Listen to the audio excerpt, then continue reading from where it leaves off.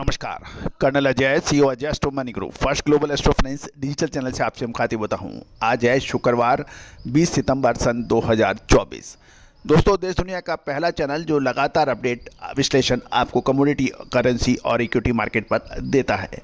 आज के एपिसोड में हम चर्चा करेंगे इस मध्य प्रदेश के किसान सोयाबीन की न्यूनतम समर्थन मूल्य यानी एमएसपी को बढ़ाने के लिए लगातार प्रयास कर रहे हैं और सरकार को ज्ञापन भी दे रहे हैं। जानिए विशेष रिपोर्ट विस्तार से। दोस्तों, यदि आप किसान हैं, व्यापारी हैं, मिलर्स हैं, इंडस्ट्रियलिस्ट हैं, तो आप हमारे चैनल से जुड़कर लगातार अपडेट विश्लेषण बाजार की प्राप्त कर सकते हैं। दोस्तों, खबर ये निकल के आ रही है कि मध्य प्रदेश के किसान सोयाबीन की एमएसपी में लगभग 20% की वृद्धि का आह्वान कर रहे हैं, मांग कर रहे हैं, और ये लगभग 6,000 रुपये प्रति क्विंटल की डिमांड उनकी है।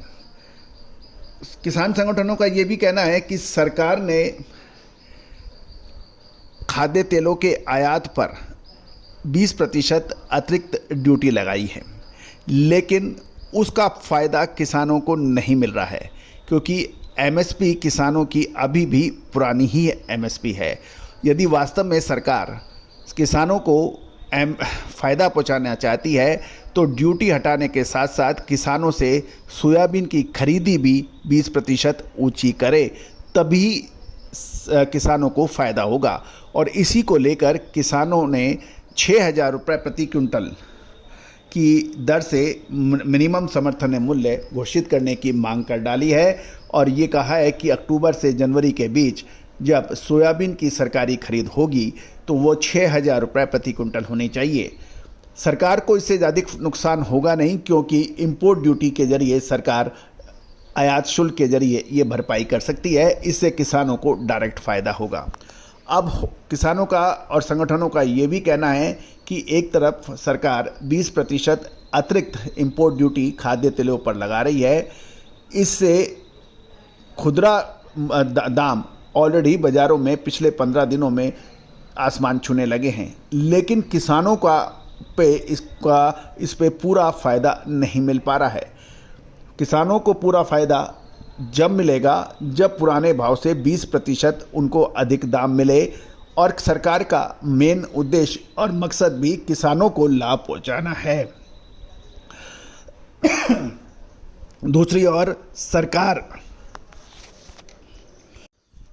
सरकार विभिन्न खाद्य तेल संगठनों से बातचीत कर ये भी इंश्योर करने की कोशिश कर रही है कि खाद्य तेलों के खुदरा दाम नहीं बढ़ पाए, जिससे आम उपभोक्ताओं को अतिरिक्त भार नहीं पड़े। सरकार का ये कहना है कि ये इंपोर्ट ड्यूटी बढ़ाने का मेन मकसद किसानों की आय बढ़ाना है, किसानों को फ़ायदा पहुंचाना है। लेकिन किसानों का कहना है जब एमएसपी बढ़ी ही नहीं है तो हमें फ़ायदा कैसे मिलेगा।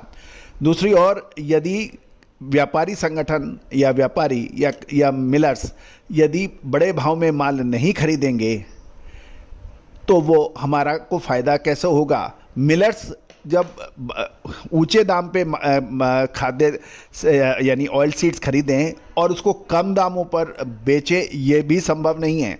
लेकिन ये भी ध्यान देने वाली बात है कि पोर्ट के ऊपर यानी बंदरगाहों पर पुराने दामों पर आयात किया हुआ लगभग 20 से 22 लाख टन खाद्य तेल उपलब्ध है। तो ये भी है कि खाद्य तेल जो 20-22 लाख टन पुराने भाव पर है, वो उस पर रिटेल प्राइसेस बढ़े नहीं, ये सरकार को इंश्योर करना चाहिए। लेकिन ये करना बहुत ही मुश्किल और पेचीदा है। क्या ये सरकार कर पाएगी, ये भी एक महत्वपूर्ण बिंदु है। पिछले 15 से 20 दिनों में खाद्य तेलों के दाम लगातार तेज हो गए हैं। इसमें खाद्य तेलों में सोया, पाम, सरसों शामिल है। दोस्तों, आपको याद होगा लगभग 1 से 1.5 महीने पहले हमने सबसे पहले आपको अग्रिम विश्लेषण देते हुए कहा था कि खाद्य तेलों में तेजी की प्रबल संभावनाएं बन रही हैं, आप अतिरिक्त ध्यान रखें। बाजार में वैसा ही हुआ। अब खुदरा रिटेल प्राइस नहीं बढ़े, किसानों को अधिक दाम मिल जाए, ये सरकार कैसे निश्चित करेगी, ये अब देखने वाली बात है। कुछ संगठनों का ये भी कहना है कि सरकार यदि चाहे तो जो ड्यूटी फ्री यानी कम विदाउट ड्यूटी पे जो माल बंदरगाहों पर है उसको सरकारी एजेंसियों के जरिए वितरित करे, जैसे भारत आटा या भारत दाल के रूप में किया गया था। ऐसा हो तभी संभव होगा, अन्यथा ये मुश्किल का खेल है कि खुदरा रिटेल प्राइस वही रहे, किसानों को भाव अधिक मिले, व्यापारी रिटेल प्राइस ना बढ़ाएं, मिलर्स नहीं बढ़ाएं।